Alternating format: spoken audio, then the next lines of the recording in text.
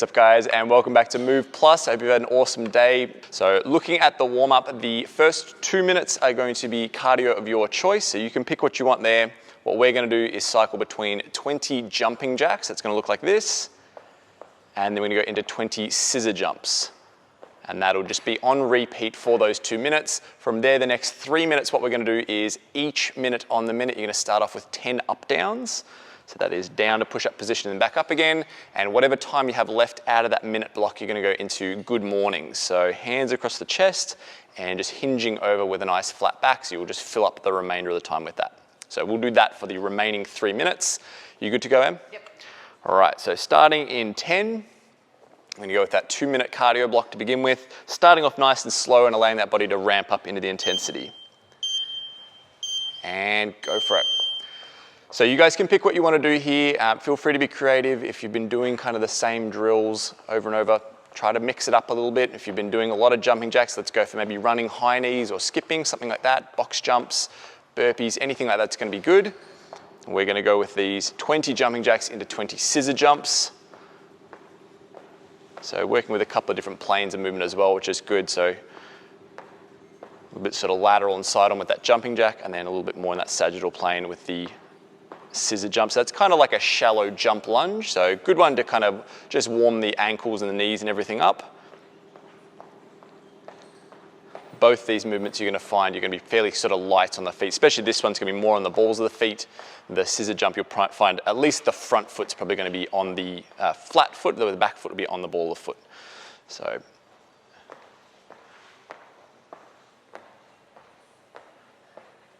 normally in a jump lunge, we would be going right down knee to ground. We're going to stay above, kind of hips above knee height with this one, so it's more of a shallow position, just rebounding to the next step. And as this 2 minute block goes on, guys, you can sort of feel free to accelerate if you want to. If you're feeling like the body's starting to kind of grease the groove a bit, you can start to accelerate and get that heart rate up.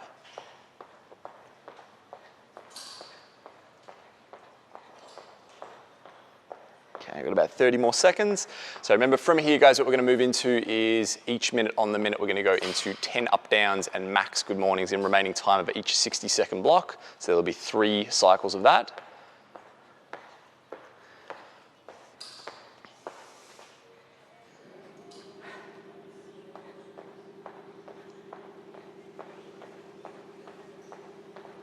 Okay, 10 seconds.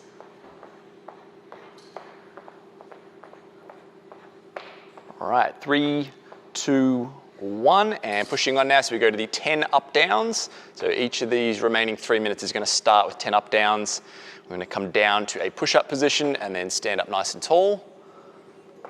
So you'll notice with Em's feet that she's going to go close at the back. So she hits that nice kind of tight gymnastics position. At the top, she's going to let those feet splay a little bit, just so she can get those hips nice and high. Once she hits 10, she's going to go into those good mornings. Okay, now the good morning, guys, is it's not uncommon for this to be done as a weighted movement, but we're going to just go body weight today. So this is more about just trying to stretch those hamstrings, get your body kind of talking to that spinal position, keeping that nice and fixed, getting that nice hinge pattern going on.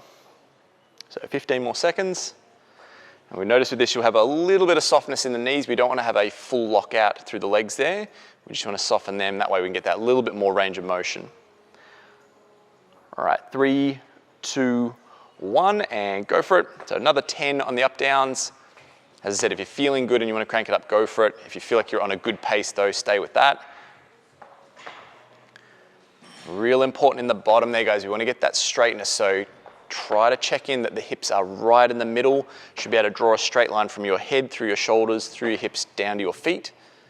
If you feel like your hips are kind of jackknifed up above that or they're sinking below, we're kind of switching off through that core, you want to try and fix that up. Now, if you happen to be particularly inflexible in your hamstrings, guys, that's okay. Maybe don't go quite as deep. Might go just kind of like a quarter rep. You can just sort of work with whatever flexibility you have. The main thing we've got to watch out for is that if I lean over and then my spine starts to round off, I've kind of crossed the point that I don't want to go to. 10 more seconds. So it should feel like you're moving at the hips, not at the spine. 3, 2, 1, and go for it. So final round on this one. Moving through these 10 up downs again.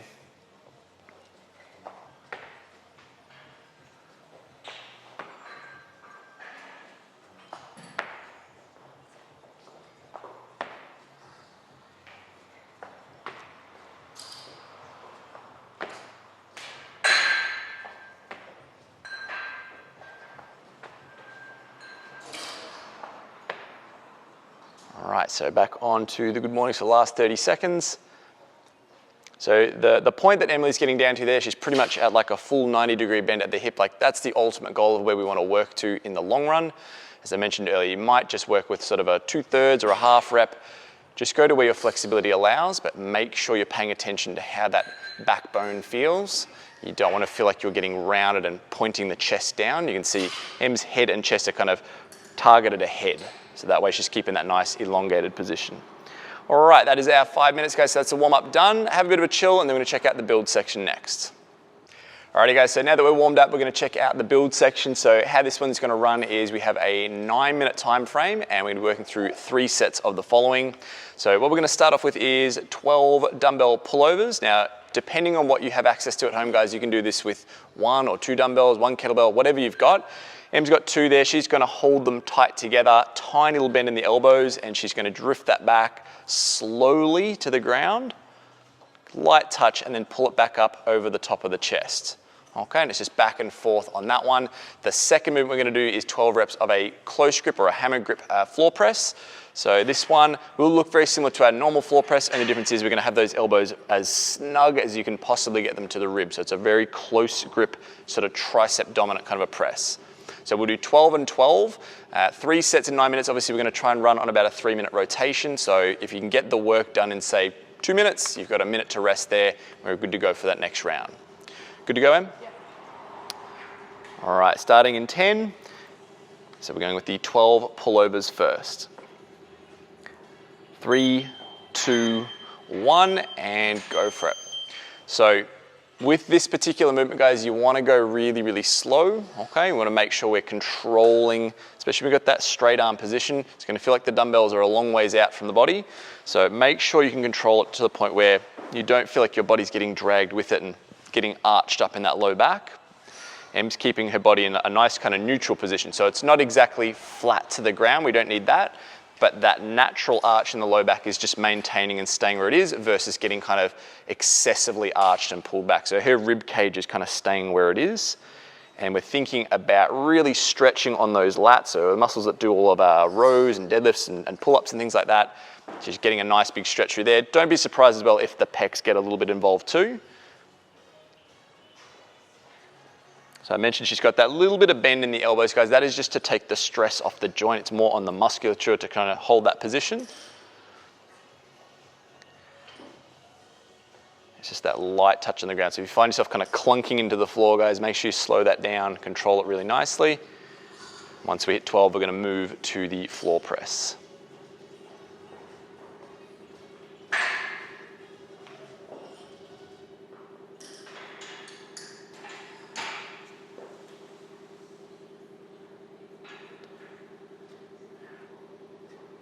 Okay, so we're about halfway through our 3-minute time frame, so we're looking good. Okay, remembering with this close grip or hammer grip press, we're going to try and wind it in as narrow as possible. Typically, we would be kind of out on a 45-degree angle with the arms. Just for the sake of variance and hitting the muscles a little bit differently, we're going to rein them in nice and tight. Dumbbells are going to be in a nice neutral position, so they'll run along the same line as your body. Nice. All right, so resting now. We've got just over a minute to have a bit of a breather before we hit the next one.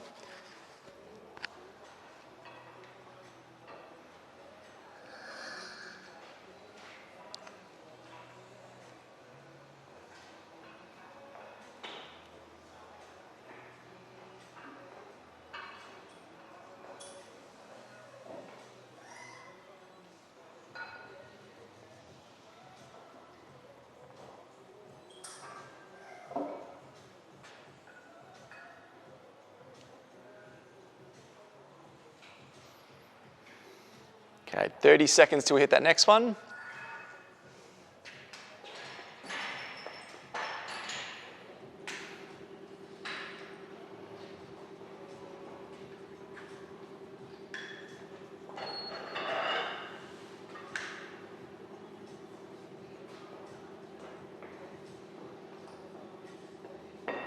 All right, 5 seconds, going in 3, 2, 1, and go for it. So you'll notice that when Em is bringing the dumbbells up over the chest, she stops there. She's not allowing it to kind of go down towards her hips or towards her stomach. What we want to do is kind of keep tension on. So there's always this feeling of like if I was to let go, they would fall back.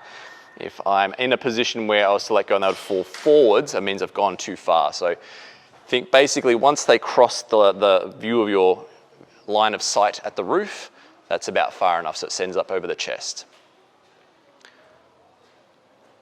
Good, and just nice and slow. So we're thinking about probably like 3 seconds down, 2 seconds back up again. And just constantly keeping in check, is my rib cage starting to roll and move with the dumbbells, or am I keeping it locked in place? As this can feel like as much an ab exercise as it is a lat and shoulder exercise.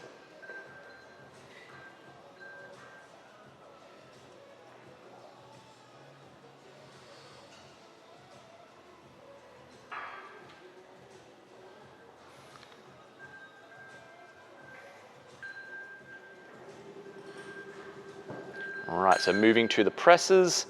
I'm gonna go nice and slow on these ones as well, keeping tucked in. Very important when we're doing any kind of press on the ground, whether it's this close grip or a normal grip, we want to think about driving the shoulder blades back together as much as possible. So right now as Em's doing this, she'll be able to see in her peripheral vision that her chest is kind of sticking out, and that's those shoulders wedging back together. What we don't want to have happen is the press to protract at the shoulder and roll the shoulders away from the ground and overreach into that. It's about locking the elbow out and pushing that shoulder back, and that way it stays in a really nice safe position. So one more cycle is to go through, just over a minute to rest.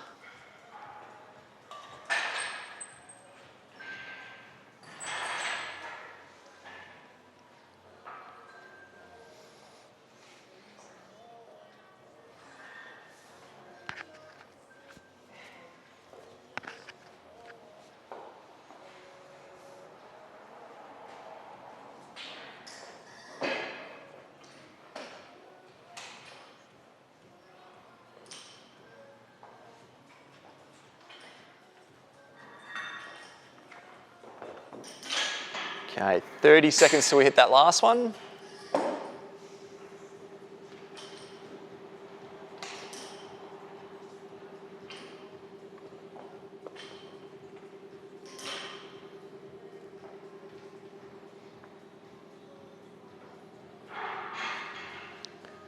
Okay, 10 seconds, so we'll start to get ourselves ready to go for this third and final round.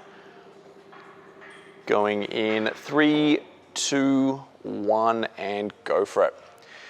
Now, a good idea, guys, if you're doing this one with a single kettlebell, if that happens to be the weighted object you have at home, obviously that rounded side can be a little hard to work with if the hands get sweaty, so good idea on those breaks or even mid-set if you need to. Dry the hands off. If you happen to have chalk, that's a good idea. You just don't want that thing slipping out of your hand when it's hovering over your head and chest. So just make sure we're keeping safety first there. Remember to check in that nice little bend in the elbows. Sometimes it's easy just to hit a lockout and go from there, but we want to make sure we're not stressing out that elbow joint. So it is kind of as long as you can make your arm without having it fully locked. And really think about sort of reaching up into it. So get that really nice stretch and then actively trying to contract those lats.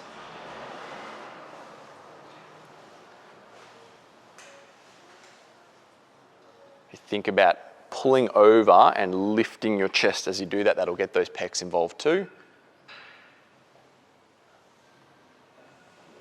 Doing good, Em. All right, so moving to the press. Take these ones nice and slow for the last round. This is always a good trick to use, guys. If you only have one pair of dumbbells at home and it happens to feel quite light for what we're doing, bring that tempo in, okay? We can spend a lot more time under tension, stress those muscles with lesser weight. You can see the rest of the body's position is exactly the same from the pullover to the press, and that's just a bent leg, feet planted, hips planted. That's just to get that spine in a nice comfortable position. Sometimes if you have the legs just flat out, you'll feel like that low back is kind of a little bit stressed out and uncomfortable.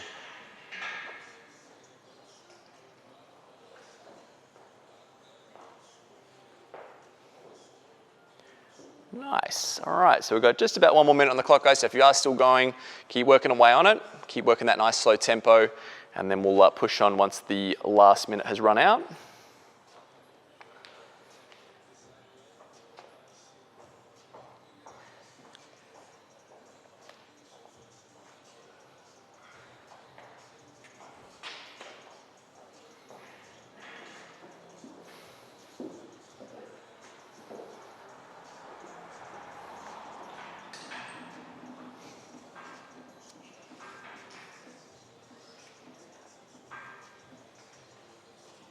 30 seconds left.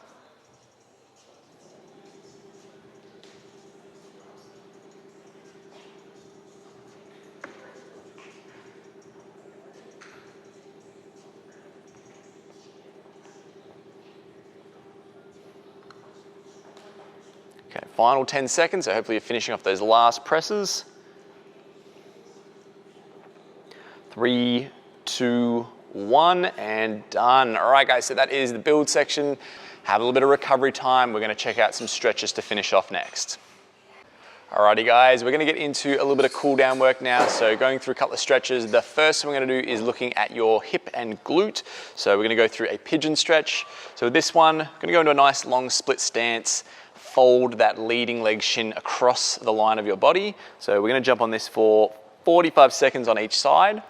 Now you notice Em's got some pads underneath the knee there. That's just to give her a little bit of support. So that versus her having to get into a really tucked in position. You can see my legs kind of back at my hip. This just allows her to bring that shin up to a more square position, which is gonna ramp up that stretch, which we really want. So try to posture up with this one. Sometimes the tendency, especially after a long hard workout, is to sort of drop forward and round off. If we can get that spine elongated and tall, that's gonna kind of crank the hips into a better position for creating that nice glute stretch. So we'll go about 5 more seconds, then we're gonna switch sides. And go for it. So we're gonna bring those pads across. Get that shin squared up so it's perpendicular with the line of your body.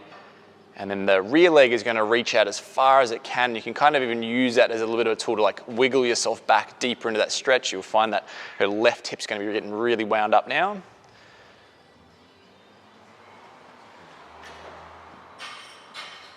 So this is gonna be really good for like loosening up tight glute muscles after all the squatting, pulling, running, all that sort of stuff. It's also gonna help with like squat mobility to be able to get those knees out nice and wide.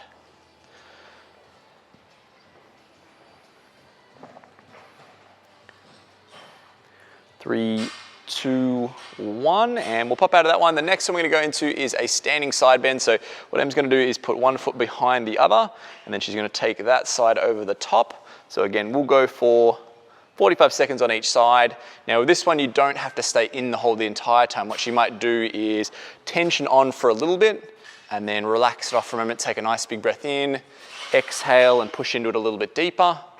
So the reason for the leg crossover is just to wind up that muscle line right up the side of the body there, all the way down into the hip. Get that to open up nicely. So you're gonna get a few different places with this. You're gonna get your lats down the side, down to the obliques. You might even get it down to a little bit of sort of ITB, that sort of stuff. So just hanging out there. So her right leg now is the one that's kind of the weight bearing one. She's kind of standing on that one. The other one is just kind of locked out behind, and then we're pushing that hip out to the side. All right, switching sides. Okay, now notice if you look at her hands, her left hand, which is the non-stretching side, is gonna grab onto the right side, which is the stretching side, and it's actually gonna kind of pull that over the top. So she's winding up even more tension and creating a little bit more range with that extra bit of pull.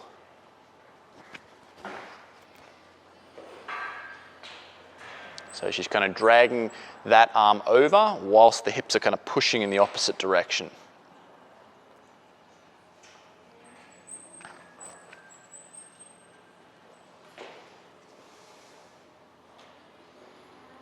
Three, 2, 1, and done. Alrighty guys, if you have more time, go through this a couple of times, 3, 4 times if you can. Really take that time to mobilize and loosen up that body. Otherwise, we will catch you next time. That has been your Move Plus workout.